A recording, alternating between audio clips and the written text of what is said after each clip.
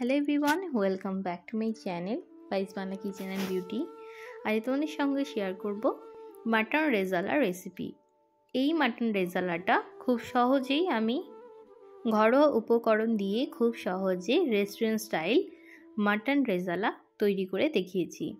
এই রেজালাটা বানানোর জন্য আমি এখানে 500 গ্রাম মতন মাটন নিয়েছি আর দুটো ভালো বড় সাইজের পেঁয়াজ আমি এখানে বেটে পেস্ট করে দিয়ে দিয়েছি। আর দিয়েছি তার সঙ্গে 2 টেবিল চামচ আদা রসুনের পেস্ট। এখানে আমি 10-12টার বেশি রসুন ব্যবহার করেছি। রসুনের পরিমাণটা একটুখানি বেশি দেবে আর আদার পরিমাণটা একটু কম দেবে। আর তারই সঙ্গে দিয়েছি বেশ খানিকটা কাঁচা লঙ্কা। আর এখানে 2 টেবিল চামচ টক দই দিয়ে ভালো করে মাখিয়ে বেশ খানিকক্ষণের জন্য রেখে দিয়েছি। যে কোনো মাটন কিংবা চিকেন রান্নাতে যদি তোমরা আদা রসুনটা একটু বেশি দাও তাহলে কিন্তু টেস্টটা খুব ভালো আসে।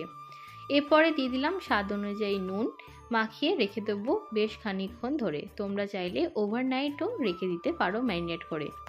মাটন রেজালাটা খুব সহজেই তোমরা বানিয়ে ফেলতে পারবে।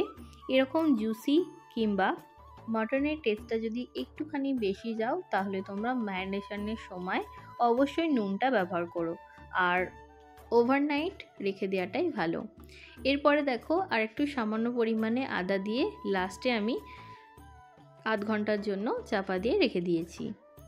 দেখো আধ ঘন্টা হয়ে গেছে, আমাদের মাটনটা ম্যারিনেশন একদম কমপ্লিট। আর এখানে তোমরা সর্ষের তেলে ব্যবহার করতে পারো।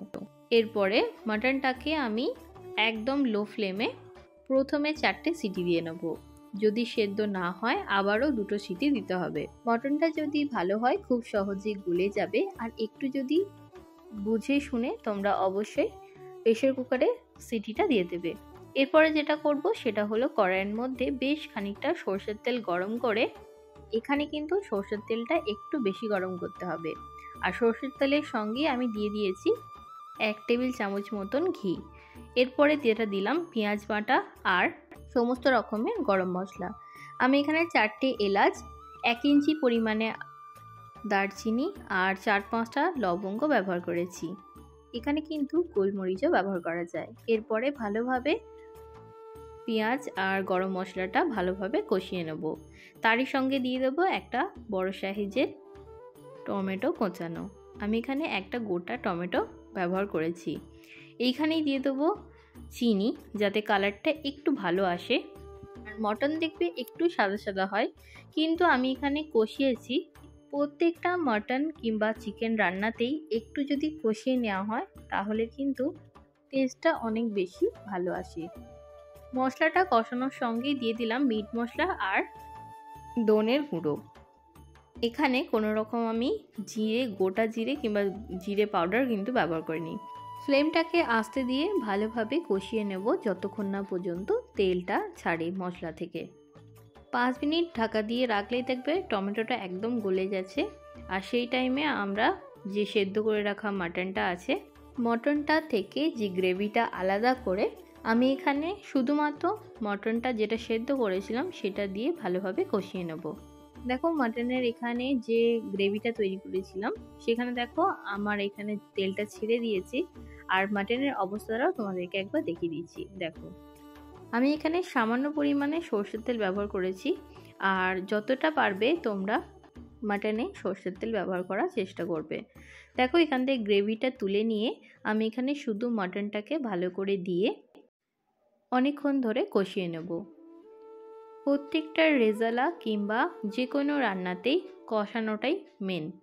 একটু ড্রাই হয়ে গেলে এখানে আমি দিয়ে দেব 1 চামচ মতন লঙ্কার গুঁড়ো। এটা অপশনাল, তোমরা চাইলে নাও দিতে পারো। দেখো আমি এখানে রেজালা সাদা সাদা হয়, কিন্তু আমি এখানে হলুদ ব্যবহার করেছি কালারটা আনার জন্য, কারণ আমাদের বাড়িতে সাদা খেতে অতটাও পছন্দ করে না, তাই জন্য আমি এখানে হলুদ ব্যবহার করেছি। তোমরা কিন্তু স্কিপ করে যেতে পারো। দেখো আমি এখানে ভালোভাবে আবারও কষিয়ে নিচ্ছি। যতক্ষণ না পর্যন্ত ভালোভাবে কষানো হয় ততক্ষণ কিন্তু কষিয়ে নিতে হবে। আমি এখানে 10 থেকে 15 মিনিট মতন কষিয়ে নিয়েছি।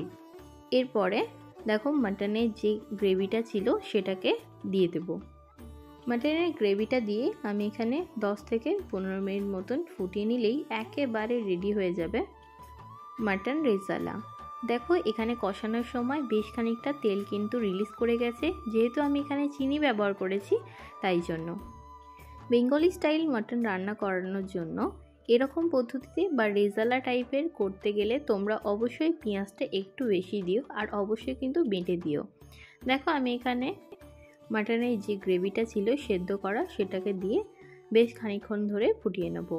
নামাবার সময় সামান্য গরম মশলা আর 1 চামচ মতন ঘি আর সামান্য গোলমরিচের গুঁড়ো দিয়ে নামিয়ে নিলে রেডি হয়ে যাবে মাটন রেজালা এই রেসিপিটা। খুব সহজেই বাড়িতে থাকা সাধারণ উপকরণ দিয়ে তোমাদের এই মাটন রেজালাটা দেখিয়ে দিলাম। আর অবশ্যই কিন্তু লাস্টে নামাবার আগে ধনেপাতা দিয়ে পরিবেশন করো। রুটি কিংবা পরোটার সঙ্গে খেতে কিন্তু খুব ভালো হয়। অবশ্যই তোমরা এইভাবে করে দেখো, আশা করছি তোমাদের অনেক বেশি ভালো লাগবে। আজকের জন্য এইটুকুনি, আবারও অন্য কোনো ভিডিও নিয়ে হাজির হব। অবশ্যই আমার চ্যানেলটাকে ফলো করতে থাকো।